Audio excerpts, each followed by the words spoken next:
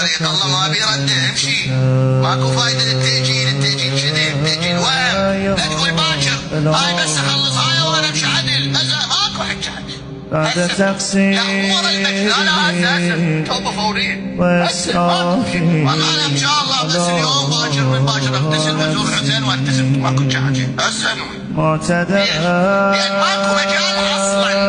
ماكو مجال اصلا لتأجيل التوبة لتأجيل القرب من الله. هسه انتم خلص هسه تشوف وين اخطاء تصلحها وتقول يا الله بعد ما سويتها. مستقيم لأن الرحلة اساسا بعدين مستغفرا